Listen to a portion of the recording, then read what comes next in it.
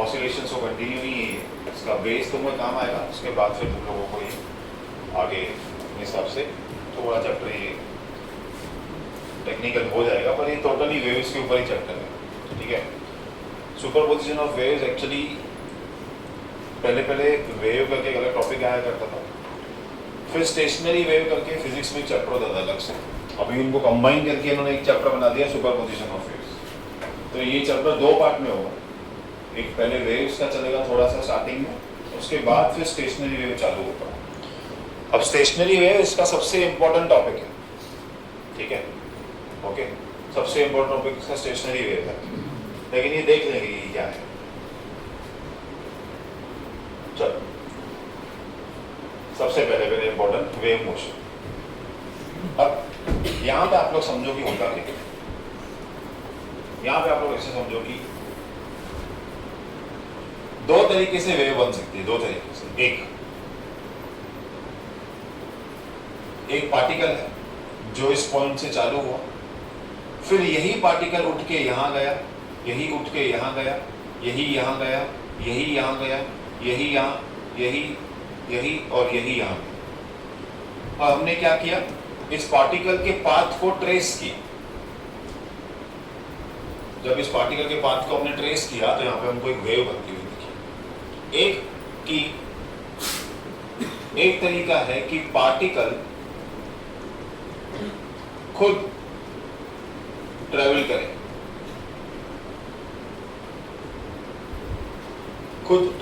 Particle खुद travel करे। एक चीज याद है, it should travel, the particle has to travel, या particle will travel and we will trace the path of the particle.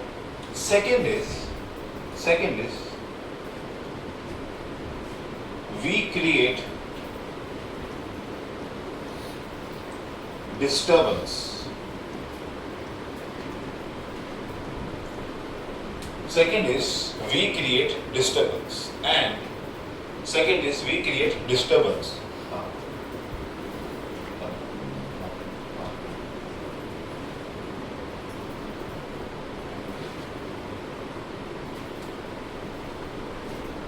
ये तो पूरा जानना पड़ेगा।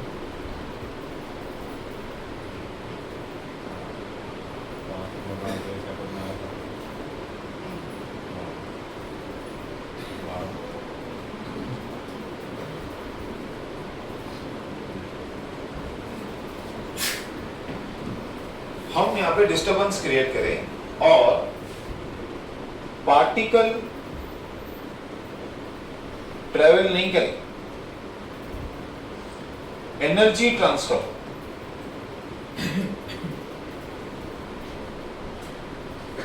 समझे, पार्टिकल ट्रेवल नहीं करे, एनर्जी ट्रांसफर होनी चाहिए। सेकंड केस ये है, हम लोग ना अभी थोड़ा इस पे ज्यादा फोकस करने वाले हैं। चलो वो बोर्ड है, हम लोग तो इस पे ज्यादा फोकस करने वाले हैं, एनर्जी ट्रांसफर पे। एनर्जी ट्रांसफर क्या होता है? एनर्जी ट्रांसफर समझो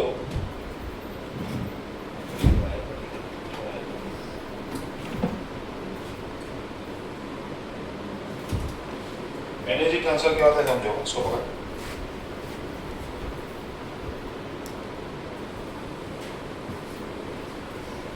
अब ये एक देखो, पहली बात तो ये वायर एक मीडियम है, स्प्रिंग बोलो, स्प्रिंग भी आता है इसमें, ये एक मीडियम है। अब क्या होगा, अब थोड़ा सा इसको स्ट्रेच कर, जब इसको स्ट्रेच करते हैं तो इसमें टेंशन क्रिएट होता है, समझे। अब जब टेंशन क्रिएट हो रहा है तो जब मैं इसको ऐसे पुल करूंगा तो ये एक स्टैंडिंग वेव बनाती है, इसको हम स्टैंडिंग वेव ही स्टेशनरी वेव है, ये आगे पढ़ेंगे हम लोग क्या है, ठीक है। अब एक ऐसा हो कि वायर का एक टुकड़ा हो और वो ऐसे ट्रेवल करे तो हम बोलेंगे कि पार्टिकल खुद ट्रेवल कर रहा है।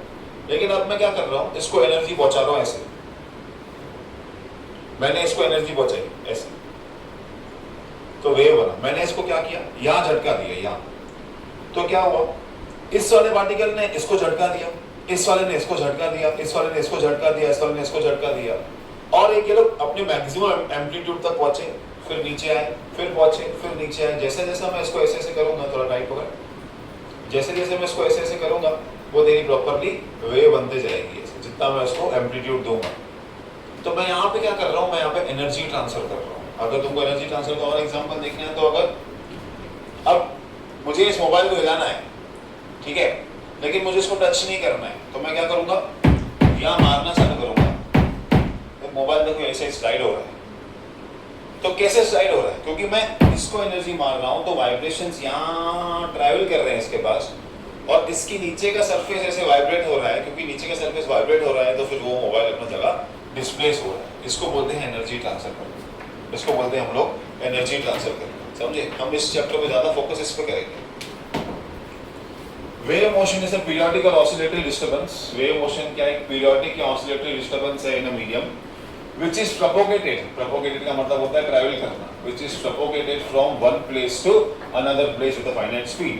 देखो यहाँ पे बोला है periodic motion is a disturbance in a medium, ठीक है। तो देखो समझो, ये ऐसे एयर मीडियम हो, एयर में सारे पार्टिकल्स ऐसे आपस में मस्त यूनिफॉर्मली डिस्ट्रीब्यूटेड खड़े हो, समझे, और सडनली तुमने इसके सामने एक स्पीकर रख दिया, समझे। अब स्पीकर से साउंड प्रोड्यूस होगा। अब जब स्पीकर से साउंड प्रोड्यूस होगा तो साउंड क्या करेगा, ऐसा देखो, ऐसा वेव ट्रैवल करेगा। साउंड एयर में डिस्टर्बेंस क्रिएट करेगा, साउंड एयर में डिस्टर्बेंस क्रिएट करेगा, तो डिस्टर्बेंस से जो पार्टिकल्स है वो यहाँ वहाँ वाइब्रेट होना चालू हो जाएंगे, और इसी को ही हम बोलते हैं वेव मोशन। ऐसे साउंड वेव क्रिएट होती है। आया समझ में आप लोगों को? फटाफट पहले ये लिख लो, वेव मोशन क्या है, जल्दी करो।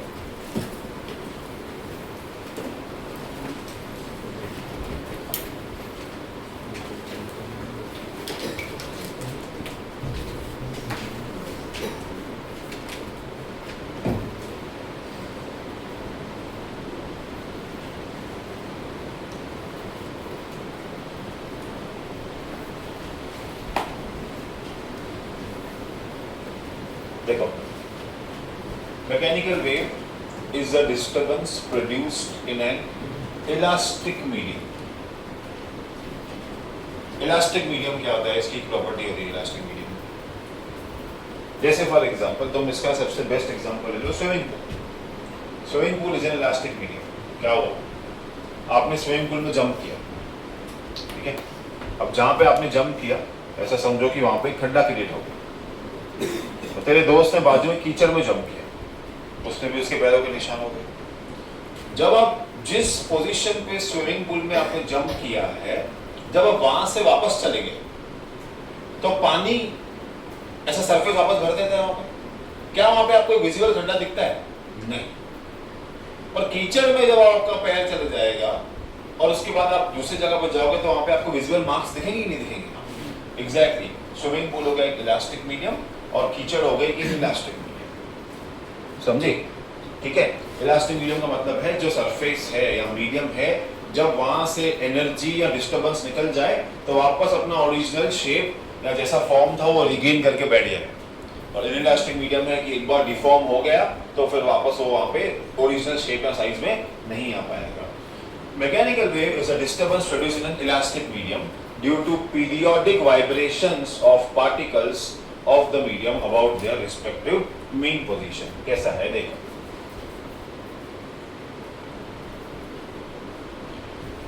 यहां पर पार्टिकल समझो पड़े हैं, ये सारा एक मीडियम है, ये सारा एक मीडियम है, ये सारा ये व्हाइट कलर जो भी पार्ट है एक मीडियम है, ठीक है। अब आपने क्या किया, यहां पे ऐसा, इसको बोलते हैं पीरियोडिक डिस्टर्बेंस क्रिएट करना, समझे। पीरियोडिक का मतलब ऐसा नहीं जैसे मैंने किया, ऐसा भी हो सकता है,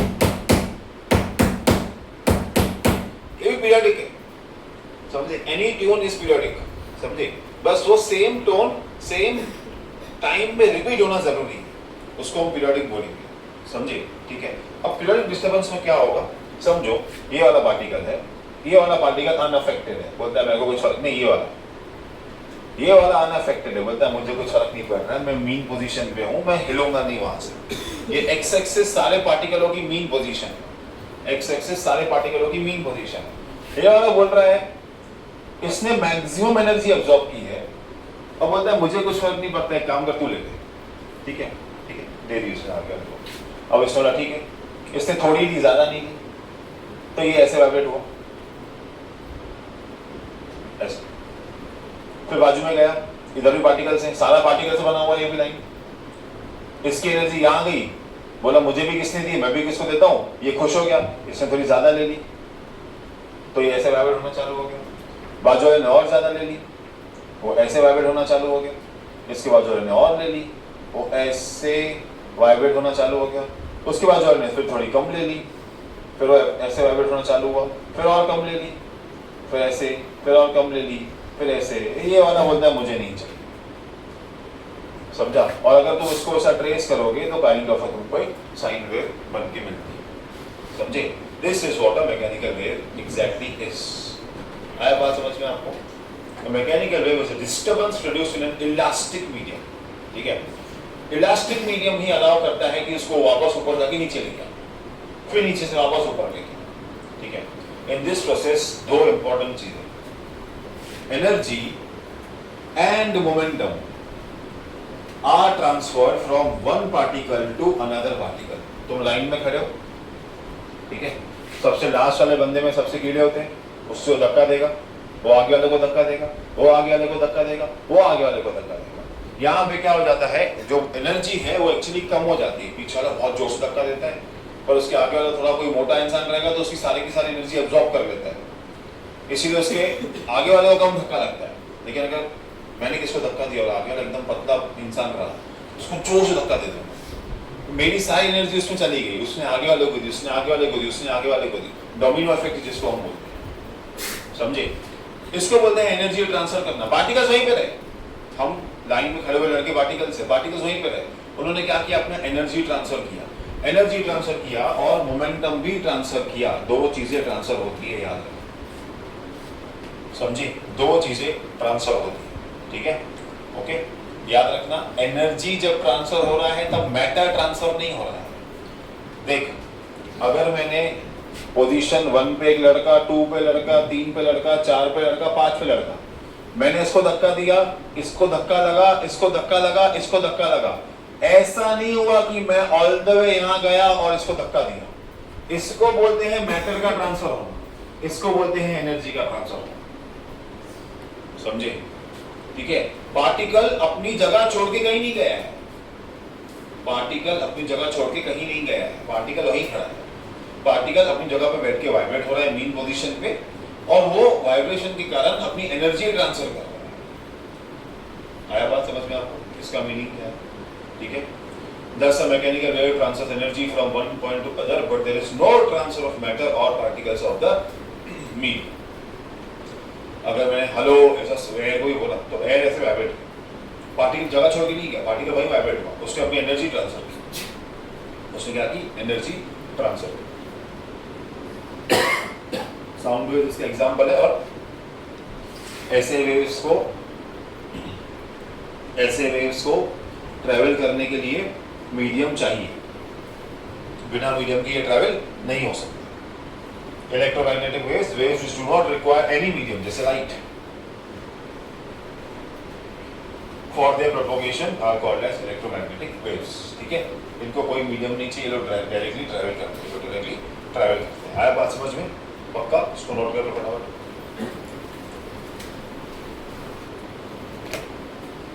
अब ये हमने पहले भी देखा हुआ है, बहुत पहले भी देखा हुआ है कि वेवलेंथ क्या होता है।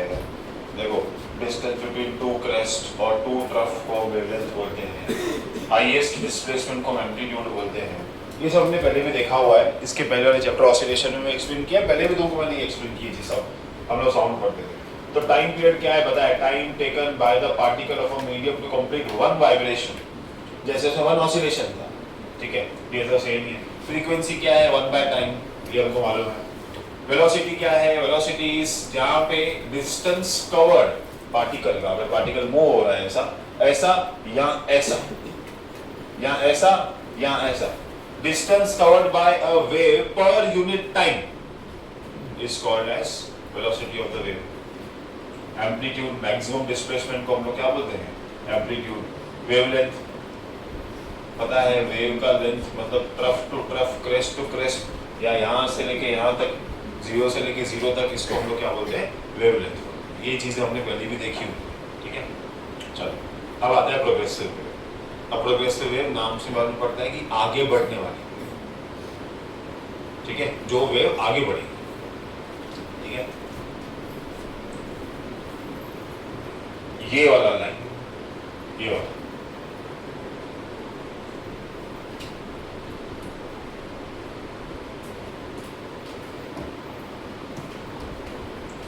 a wave in which disturbance produced in a medium travels in a given direction continuously, ये वाला है, without any damping or obstruction from one particle to another is called as a progressive wave। तुम ऐसे समझो कि यहाँ पे particle 1, particle 2, particle 3, particle 4, particle 5, particle 6, particle 7। समझो मैंने पार्टिकल 1 को बोला भाई एक काम कर, ये 100 जूल एनर्जी ले लो मुझसे तुम सब मिला के, ठीक है, तुम सब मिला के मुझसे 100 जूल एनर्जी ले लो, पार्टिकल 1, पार्टिकल 2, 3, 4, 5, ठीक है, हाँ ठीक है। अब 100 जूल एनर्जी मैंने बोला तुम लोग सब मिलके ले लो, ठीक है, सबने बोला 25-25 हो, 20-20 जूल ले ले, बोला नहीं, आगे वाला तू थोड़ा ले, आगे वाले को ज़्यादा ट्रांसफर कर दे, ठीक है, चलो ठीक है, ऐसे हुआ। अब ऐसे हुआ कि समझो 10 जूल एनर्जी इसने ले ली, तो 10 जूल में ये ऐसा वाइब्रेट कर रहा है, आगे वाले ने 20 ले ली, वो ऐसा वाइब्रेट कर रहा है, 30 चली गई, आगे वाले ने 30 ले ली, वो ऐसा वाइब्रेट कर रहा है, 30, 20, 50, 60 चली गई, बाकी बची 40, वापस इन्होंने आपस में ऐसे में डिवाइड कर दी 20 और 10 करके, या 30 या 10 करके, जो भी करके, और यहाँ पे तुम्हारी वेव क्या हो गई, एनर्जी क्या हो गई, वो तुम्हारी डिस्ट्रीब्यूट हो गई। अब बात ये है कि जब यहाँ से 100 जूल एनर्जी मैंने दी, वापस मुझे यहाँ पे 100 जूल एनर्जी मिली, मतलब इसमें मेरा कहीं भी एनर्जी लॉस नहीं हुआ, मैंने यहाँ पे एयर रेजिस्टेंस नहीं था, फ्रिक्शन नहीं था, कोई ऑपोजिंग फोर्स नहीं थी मेरे पास, मतलब डैम्पिंग होने का सवाल ही नहीं होता है। डैम्पिंग का मतलब होता है कि वेव का ऐसे ऐसे ऐसे ऐसे ऐसे चल के एक टाइम पीरियड के बाद ऐसा रुक जाए। नॉन डैम्पिंग का मतलब होता है कंटिन्यू सेम एम्पलीट्यूड से सेम टाइम पीरियड में ऐसा ऐसा ऐसा ऐसा ऐसा मूव करते जाए, समझे, ठीक है। ये दो तरीकों से हो सकता है, या तो एक कोई परफेक्ट आइडियल सिनेरियो हो, या तो हम कॉन्स्टेंटली बाहर से एक्सटर्नल फोर्सेस को देते जाए, समझे, नहीं तो डैम्पिंग होती ही। लेकिन यहाँ पे क्या बताया है, progressive wave in disturbance is produced without any damping और obstruction is called as progressive wave या ट्रैवलिंग वेव इसको बोलते हैं, ठीक है। अभी यहाँ पे इसके कुछ कैरेक्टरिस्टिक्स देखने हैं आप लोगों को। Each particle in medium execute same type of vibration, सबके वाइब्रेशन के टाइप सेम होते हैं, कोई ऐसे जा रहा है तो सब ऐसे ऐसे ऐसे रहेंगे, कोई ऐसे जा रहा है सब ऐसे ऐसे ऐसे रहेंगे, कोई ऐसे हो रहा है सब ऐसे ऐसे वाइब्रेट होंगे, same type of vibration show करेंगे। All vibrating particles of the medium have same amplitude, same period and same frequency, ठीक है। Phase of the particle changes from one particle to another, मालूम है, ये वाला पार्टिकल यहाँ travel कर रहा है, ये वाला पार्टिकल ऐसा जा रहा है, ये वाला पार्टिकल नीचे जा रहा है। हर पार्टिकल में हर पार्टिकल का फेज अलग अलग है, हर पार्टिकल का फेज, सब सेम ट्रैवल नहीं कर रहे हैं, सेम डायरेक्शन में ट्रैवल नहीं कर रहे हैं। No particles remain permanently at rest, जो मेन पोजीशन वाला भी है, मतलब ये जीरो भी है, समझे, परमानेंटली रेस्ट पे नहीं होगा, थोड़ा सा तो उठेगा, बाकियों से थोड़ा सा तो उठेगा, ठीक है। The particles attain maximum velocity when they pass through their mean position, ये तो बात बराबर है, ऑसिलेशन में हमने पढ़ा हुआ है, अगर कोई मेन पोजीशन से पास होता है तो उसकी वेलोसिटी क्या होती है, मैक्सिमम। इस केस में मेन पोजीशन क्या होगा, यहाँ पे, मतलब जब वो यहाँ से पास होगा तो उसकी वेलोसिटी क्या रहेगी, मैक्सिमम रहेगी, क्या रहेगी, मैक्सिमम। यहाँ से पास होगा फिर मैक्सिमम जाएगी, फिर ऐसा जाएगी, आया समझ में, ठीक है। सर ऐसे कैसे, यहाँ कैसे मैक्सिमम हुआ, देखो यहाँ से ये नीचे आया, ये वाला पॉइंट मैक्सिमम, फिर थोड़ा थोड़ा कम कम होगा, फिर यहाँ रुक जाएगा, फिर उल्टा जा रहा है, अभी नेगेटिव है ना, नेगेटिव नेगेटिव नेगेटिव, यहाँ पे ये सबसे बड़ा होगा ये वाला, उसके बाद फिर ये ऐसे आगे जाएगा, आया समझ में, फिर ये क्या जाएगा ऐसा आगे जाएगा, तो ये वाले पॉइंट पे मैक्सिमम है और ये वाले पॉइंट पे भी मैक्सिमम है। आया बात समझ में आप लोगों को, ठीक है। चलो, during the propagation of wave, जब वो ट्रैवल कर रहे हैं, समझे, जब वो ट्रैवल कर रहे हैं, energy is transferred along the wave, ये तो हमको मालूम है, मैटर ट्रांसफर नहीं होता है, और the wave propagates through medium with a velocity depending on the property of the medium। देखो मीडियम टू मीडियम वेव की वेलोसिटी चेंज होगी, मीडियम कितना इलास्टिक है, कितना इनइलास्टिक है, ज्यादा इलास्टिक है, कम इलास्टिक है, इसके ऊपर डिपेंड होगा, ठीक है। प्रोग्रेसिव वेव के दो टाइप होते हैं, एक लॉन्जिट्यूडनल एक ट्रांसवर्स, ठीक है, एक ट्रांसवर्स और एक लॉन्जिट्यूडनल। पर ये तुम लोग को पहले प्रोग्रेसिव वेव, ये वाले जो कैरेक्टरिस्टिक्स है वो दोनों के लिए वैलिड है, लॉन्जिट्यूडनल के लिए वैलिड है और ट्रांसवर्स के लिए वैलिड है। अब तुमको लॉन्जिट्यूडनल और ट्रांसवर्स में फर्क समझना है तो बहुत सिंपल है। अगर पार्टिकल का वाइब्रेशन देखो, अब ये है तुम्हारा, ये देखो ये ऐसा एरो है, ये वेव चालू यहां से हो रहा है मेरे तरफ से और ट्रैवल वैसा कर रहा है, तो ये जो डायरेक्शन दिखा रहा है ये डायरेक्शन ऑफ प्रोपोगेशन बोलते हैं इसको डायरेक्शन ऑफ प्रोपोगेशन बोलते हैं इसको। अगर पार्टिकल की वाइब्रेशन डायरेक्शन ऑफ प्रोपोगेशन को परपेंडिकुलर है, अगर पार्टिकल की वाइब्रेशन डायरेक्शन ऑफ प्रोपोगेशन को परपेंडिकुलर है, ऐसे ये डायरेक्शन को परपेंडिकुलर है, ठीक है, मतलब यहाँ पे जो पार्टिकल्स हैं, अगर ये आपका डायरेक्शन है, अगर ये आपका डायरेक्शन है, ये देखो ये आपका डायरेक्शन है यहाँ पे, तो ये पार्टिकल डायरेक्शन को ऐसे वाइब्रेट कर रहे हैं,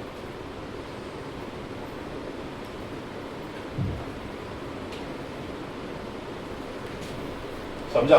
ये पार्टिकल डायरेक्शन को ऐसे वाइब्रेट कर रहे हैं। जब ये पार्टिकल डायरेक्शन को ऐसे वाइब्रेट कर रहे हैं, इसका मतलब ये क्या है, डायरेक्शन ऑफ प्रोपोगेशन को परपेंडिकुलर चल रहे हैं, समझे? इसको हम लोग बोलते हैं ट्रांसवर्स वेव। क्या बोलते हैं?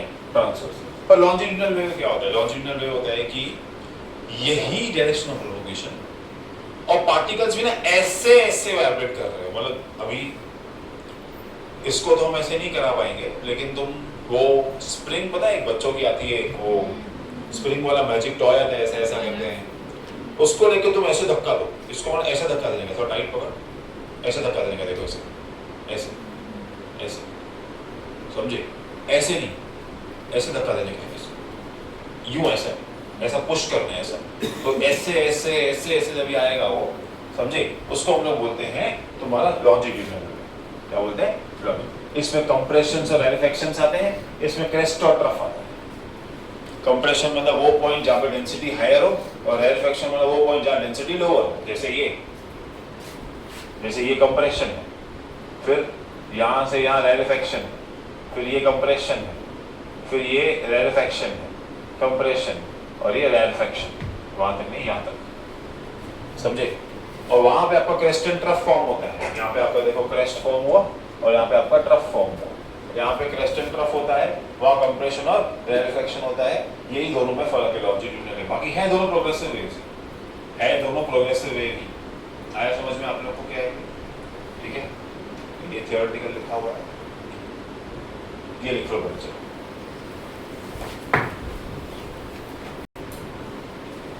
ये कुछ चीजें जो आपको इसमें याद करनी, और सबसे इंपॉर्टेंट तुमको ऑसिलेशन में मैंने बताया था कि हमारा डिफॉल्ट जो ऑसिलेशन है वो पॉजिटिव साइड पे है, पॉजिटिव एक्स एक्सिस तरफ होता है।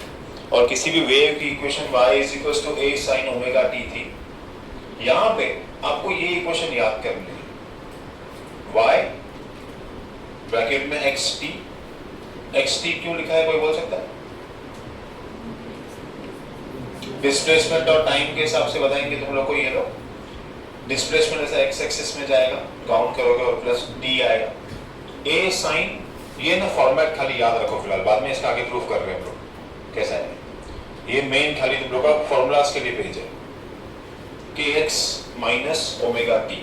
ध्यान देना, जब भी पॉजिटिव एक्स एक्सिस आया तो आपका इधर माइनस ओमेगा टी आएगा, अगर नेगेटिव एक्स एक्सिस आता है तो यहाँ प्लस ओमेगा टी आएगा। ये बात तुमको याद रखनी है।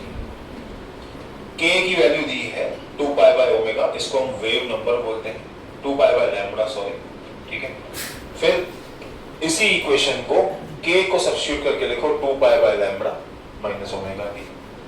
एंगुलर वेलोसिटी ओमेगा, इसको 2 पाई n बोलते हैं। इसी इक्वेशन को आप लोग क्या करो, इसी इक्वेशन को लिखो, इधर मैं पूरा नहीं लिख रहा हूं, सिर्फ ब्रैकेट लिख रहा हूं। 2 पाई x बाय लैम्बडा था, ओमेगा को 2 पाई n लिखो, 2 पाई n t, और 2 पाई कॉमन निकाल दो, बचा x by lambda minus n t। अब n होती है फ्रीक्वेंसी, फ्रीक्वेंसी को लिख सकते हैं 1/t, समझे? तो ये एक फॉर्मेट बन गया। अब इसके बाद ये देखो v is equals to n lambda होता है। v क्या होता है? n lambda. v होता है n, मेरी हमने पढ़ा हुआ है। And v is also equal to lambda by t। Why this?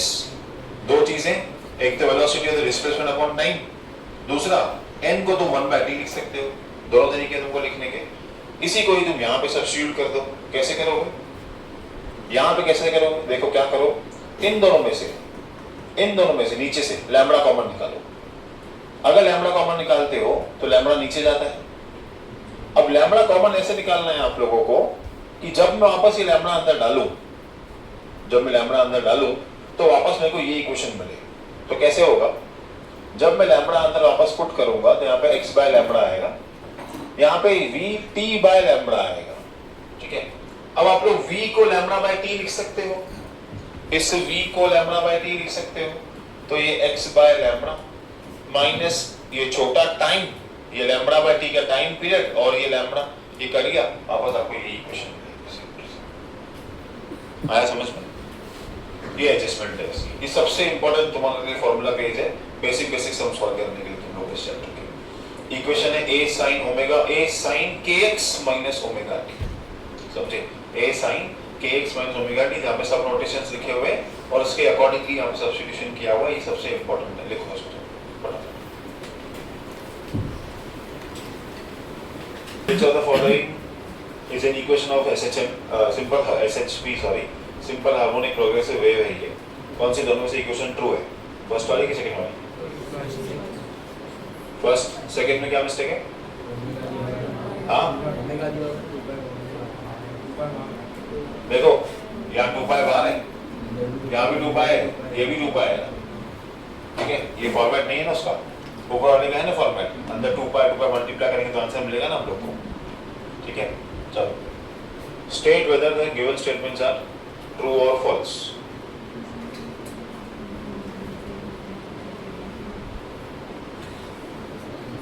Answer दे दिया ना उसने,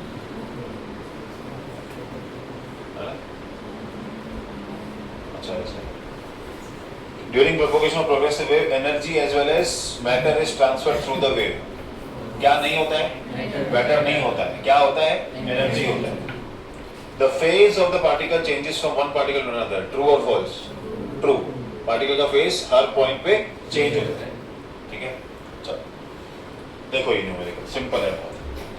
तुमको एक इक्वेशन दी है, amplitude of a wave is represented by y, amplitude y। y में क्यों एम्पलीट्यूड? ये ऐसा है ना, देखो y में एम्पलीट्यूड क्यों? ये ऐसा है, ठीक है?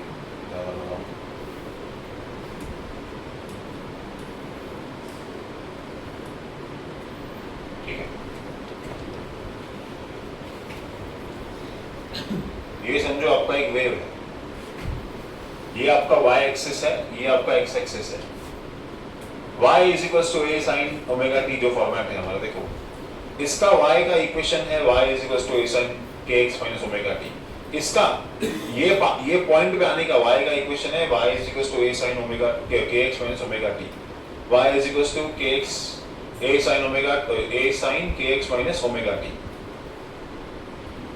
y is equal to a sin kx minus omega t। तो इसीलिए y को हम लोग बोलते हैं एम्पलीट्यूड बोलते हैं, ठीक है? यहाँ पे ये इसका एम्पलीट्यूड हो गया, ठीक है? हर एक का ये इक्वेशन है।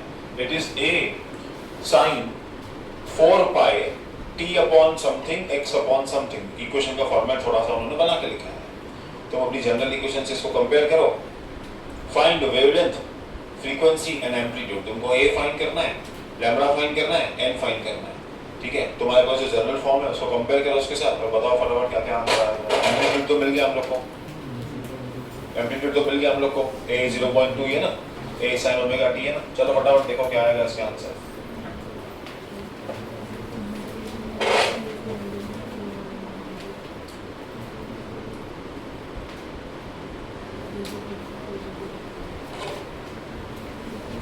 y is equals to 0.2 sin 2 pi times 2 t upon 0.08 minus x by 0.8 ऐसा बोल रहा है रिप्रेजेंट करने के लिए। फिर इस 2 को अंदर लेके जाएं, 0.2 साइन 2 पाई 2t बाय 0.08 माइनस एक्स मतलब 2x बाय 0.8 ये ऐसे बोल रहा है बराबर। हमें फाइंड क्या करना है, फ्रीक्वेंसी। ठीक है, अगर हमारा ये दिस जा और ये ऐसा हो गया तो ये जो फॉर्मेट है ये t बाय टी बन रहा है और 1 बाय टी क्या होता है, फ्रीक्वेंसी।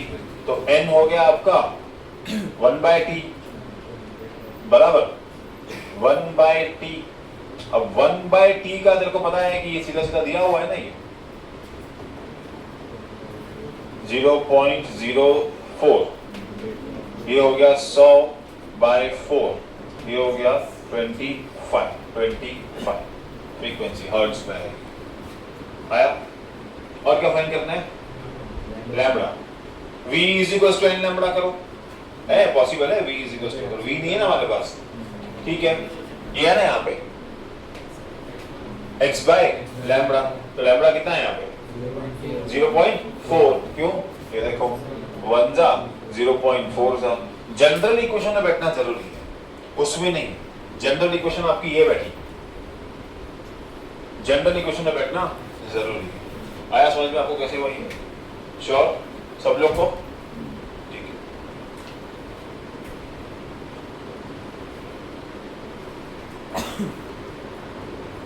रिफ्लेक्शन काफी इजी, बहुत लेंदी है थियोरेटिकली, पर 2 वर्ड में समझेंगे इसको क्या है। देखो मेन वो ग्रीन लाइन पढ़ो क्या लिखा हुआ है।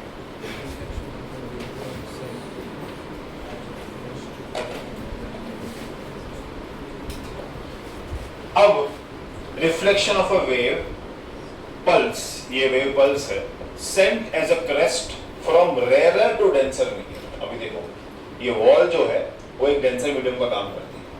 ठीक है, और ये अभी जैसे लकी का हाथ है, ये एक डेंसर मीडियम हो गया इस वेव के लिए।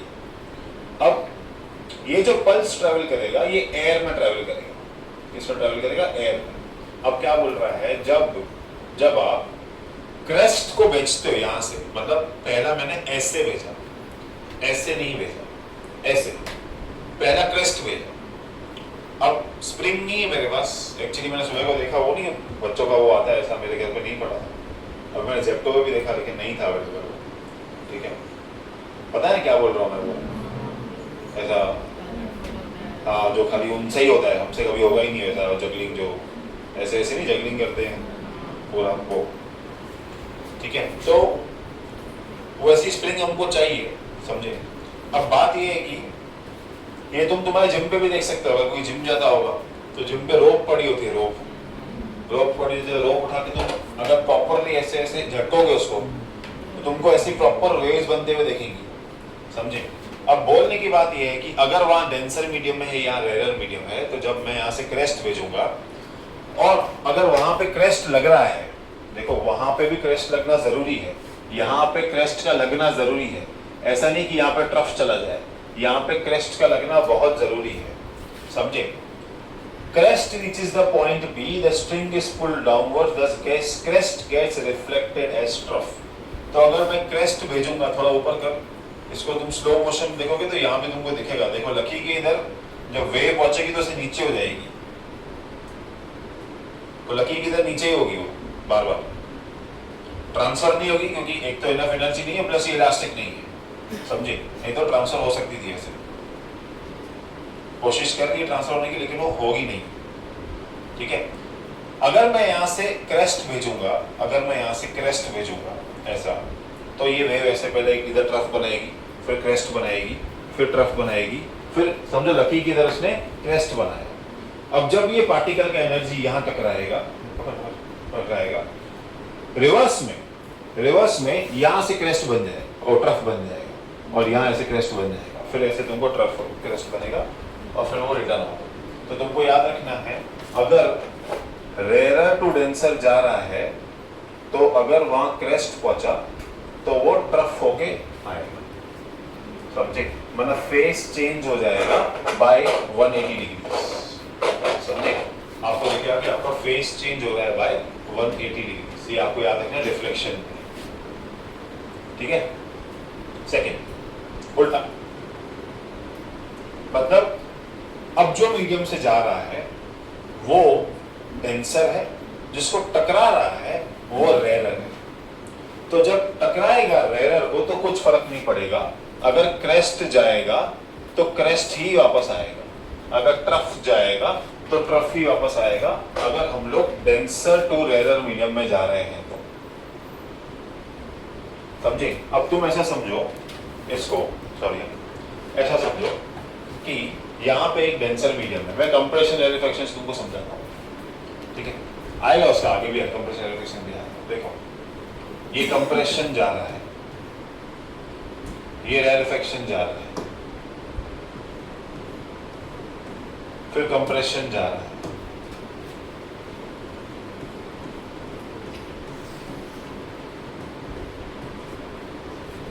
समझे?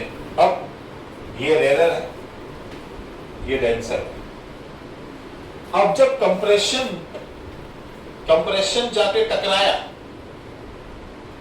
जब कंप्रेशन जाके टकराया, ठीक है, डेंसर मीडियम से, तो तुम इमेजिन करो ये सारी लकड़ियां जो जा रही है ये ऐसे कोलैप्स हो जाएंगी, ऐसे ऐसे, फिर इनको रिटर्न में वापस एनर्जी मिलेगी, वापस इन्हें कोलैप्स्ड फॉर्म में ही जाएंगे जब तक, ऐसा कोलैप्स्ड फॉर्म में जाएंगे जब तक ये लोग खुलना चालू, जब तक ये लोग खुलना चालू। तुम समझे? ऐसे स्टैक गया, कोलैप्स हुआ, वापस कोलैप्स फॉर्म में वापस आया, जब तक वो खुल के आएगा, ठीक है। तो ये एग्जैक्ट उसका उल्टा करता है, ठीक है। अब अभी जो हम लोग पढ़ रहे हैं ट्रांसवर्स वेव पढ़ रहे हैं, क्रेस्ट और ट्रफ वाले। तो क्रेस्ट में अगर वहां डेंसर हो तो क्रेस्ट गया तो ट्रफ मिलेगा, ट्रफ गया तो क्रेस्ट मिलेगा। अगर वहां पे रेयरर हो तो क्रेस्ट गया तो क्रेस्ट मिलेगा, ट्रफ गया तो ट्रफ मिलेगा। लेकिन इनमें वही उल्टा, अगर वहां पे डेंसर हो तो कंप्रेशन गया, कंप्रेशन मिलेगा, रेयरफिकेशन गया, रेयरफिकेशन मिलेगा। अगर वहां पे रेयरर हो तो कंप्रेशन गया, रेयरफिकेशन मिलेगा, रेयरफिकेशन गया, कंप्रेशन मिलेगा। ये आपको कैसे तो भी याद रखने का है, समझे? ये देखो, समझा? हाँ समझा? ये देखो, रेयरफिकेशन गया, कंप्रेशन गया, रिजिड से कंप्रेशन ही वापस आया, ठीक है, ओके।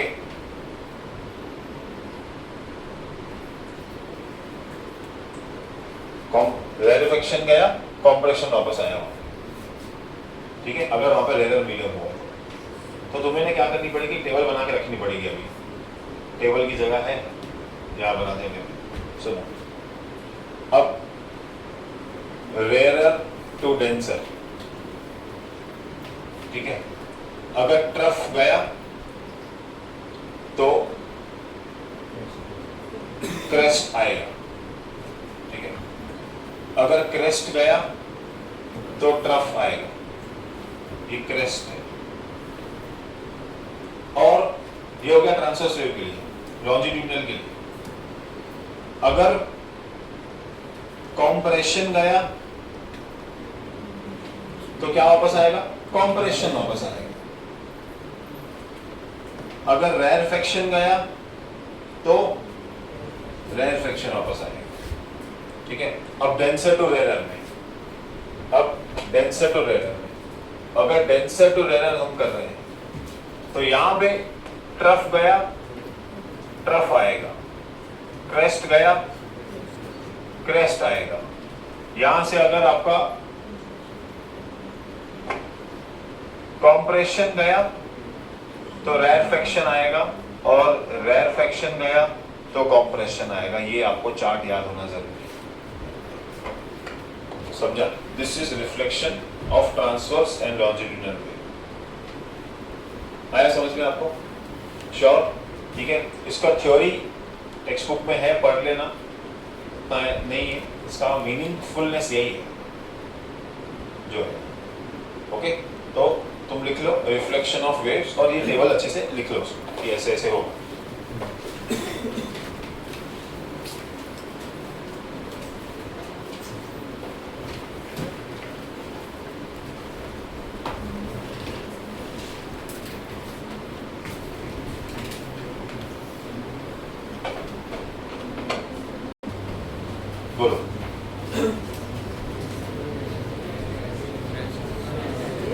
क्या होगा ए वी क्रेस्ट है स्ट्रेस क्रेस्ट है crest transverse is reflected from denser medium हाँ क्रेस्ट है क्रेस्ट ना हाँ पक्का वो सब लोग क्रेस्ट बोल रहे हैं अभी तो पढ़ा डेंसर है ना डेंसर में चेंज होगा in a transverse wave there is a phase change of dash after reflection from rarer medium 0 समझे चलो ये तो थियरी क्वेश्चन है ओके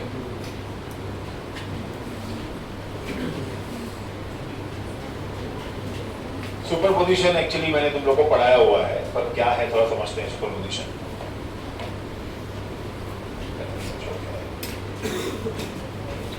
ऑफिस में बेंच होगा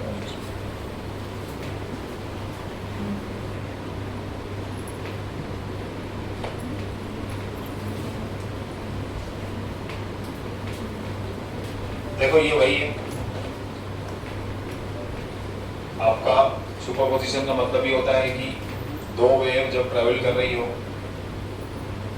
अगर दोनों का फ्रीक्वेंसी सेम है और टाइम पीरियड सेम है जैसे जब जिस टाइम पे ये यहाँ पहुंची ये भी उसी टाइम पे पहुंचनी चाहिए अगर ये लोग का टाइम पीरियड ऐसा सेम चल रहा है तो दोनों के एम्पलीट्यूड समझो ये A1 है और ये A2 है तो इसका जो रिजल्टेंट वेव है जब दोनों को तुम सुपर इम्पोज करोगे तो रिजल्टेंट जो वेव है इसमें ये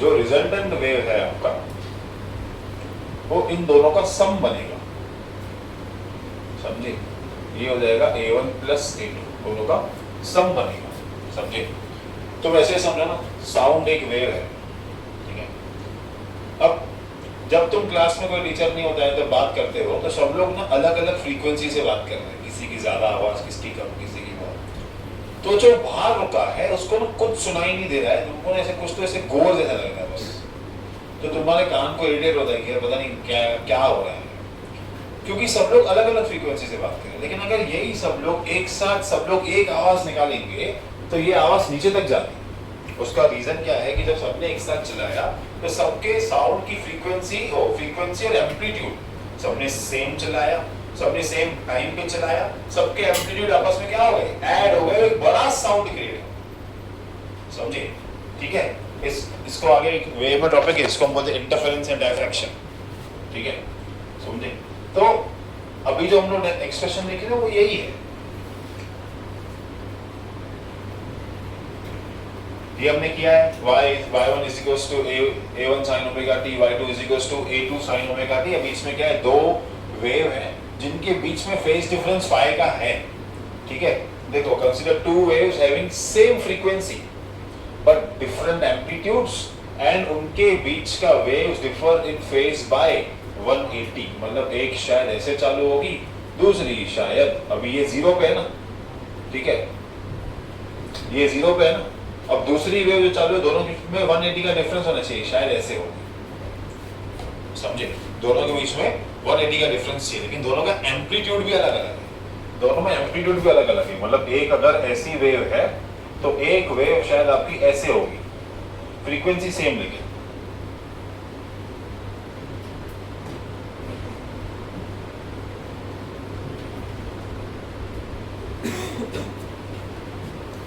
समझे A1 A2 इनके एम्पलीट्यूड्स और डिफरेंस इन दोनों के बीच में जो होता है वो phi का डिफरेंस जो है इन दोनों के बीच में वो phi का तो दोनों को ऐड किया ये y1 किया है ये y2 किया है A1 sin omega t A2 sin omega t plus phi समझे यहाँ पे sin a plus b की फॉर्मूला लगाई जो वैसे की थी हमने सेम वैसे ही sin a cos b plus cos a sin b के साथ अंदर A2 मल्टीप्लाई कर दिया है समझे फिर सिमिलर टर्म साथ में ले ली अभी क्या हुआ है देखो A1 sin omega t और A2 sin omega t cos phi में से इन्होंने sin omega t कॉमन निकाल दिया है अंदर बचा A1 plus A2 cos phi यहाँ से कुछ भी नहीं किया खाली एडजस्टमेंट किया है cos omega t और A2 sin phi फिर उन्होंने बोला है कि A1 plus A2 cos phi को ये पकड़ो जैसे नहीं उधर R और डेल्टा पकड़ा था हम लोगों ने यहाँ भी वैसे ही है A2 sin को तुम A sin पकड़ो जब ये यहाँ वैल्यू डालोगे तो फिर वापस ये sine A cos B cos A sine B जैसा बनता है। ए कॉमन निकला, A sine omega T plus theta,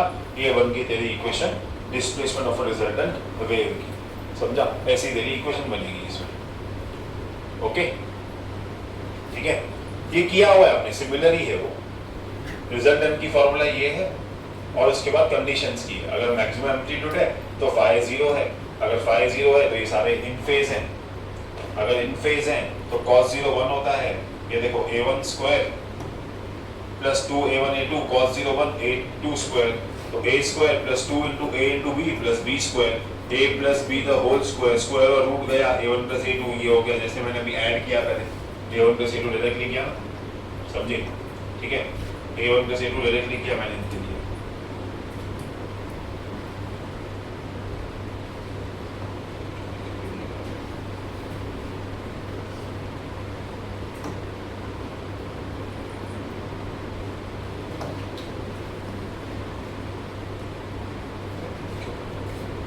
ठीक है, ये दोनों जब ऐड होंगे तो a1 प्लस a2 में ऐड होंगे। ठीक है, यहाँ पे देखो कैसे दिया हुआ है, ये टाइम 0 पे ये देखो दोनों वेव्स ऐड हुई है, ये वेव प्लस ये वेव, ये पूरी बड़ी एम्पलीट्यूड की वेव बनी है। अब देखो टाइम 1/4 पे, टाइम पे 1/4 एक ऐसे चालू हुई है, एक ऐसे चालू हुई है। देखो जब इसका लोएस्ट एम्पलीट्यूड है वो नेगेटिव वाला, इसका हाईएस्ट है, जब इसका हाईएस्ट है इसका लोएस्ट है। अब क्या होगा, ये a1 है, ये माइनस a1 है समझो, तो हमारी फॉर्मूला क्या है, a1 प्लस a2। ठीक है, ये प्लस a पकड़ो और ये माइनस a पकड़ो।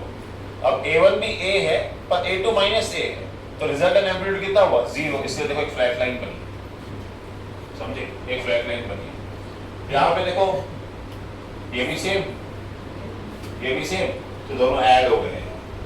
ठीक है, वापस देखो ये मिनिमम पे चालू हो रहा है, ये मैक्सिमम पे, ये मैक्सिमम पे, तो ये मिनिमम पे, वापस दोनों ऐड करेंगे तो 0 आए।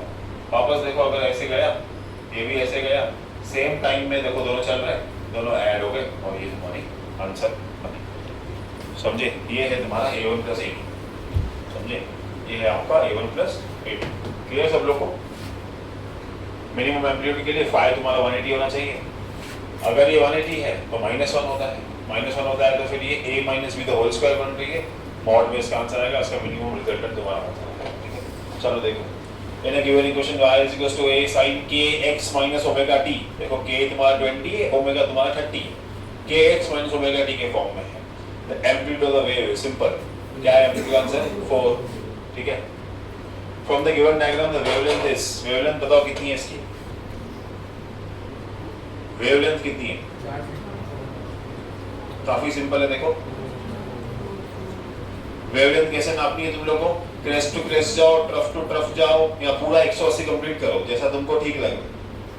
2 दिया है तुमको, देखो उसमें ए से लेके बी तक, दूसरा भी तो नहीं होगा ना, तो कितना आंसर होगा इसका? With the frequency of wave is 60, velocity कितना है?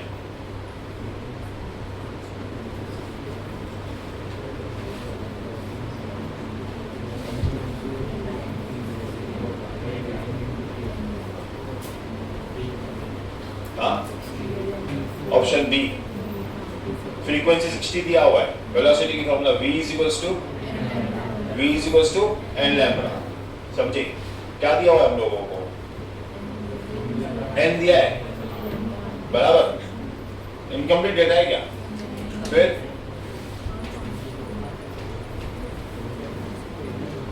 बता लकी ये कैसे आंसर आएगा उसका, v is to n lambda.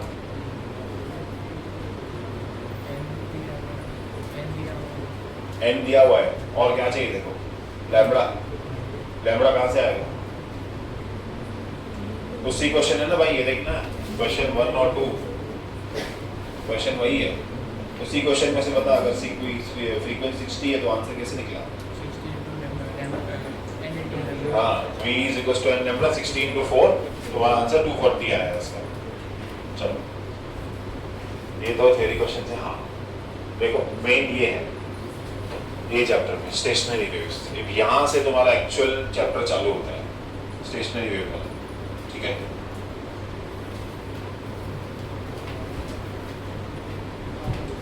एक 5 मिनट की ब्रेक ले लो, फिर स्टेशनरी वेव चालू करते हैं हम लोग। यहाँ से बहुत डेरिवेशन है इस चैप्टर में।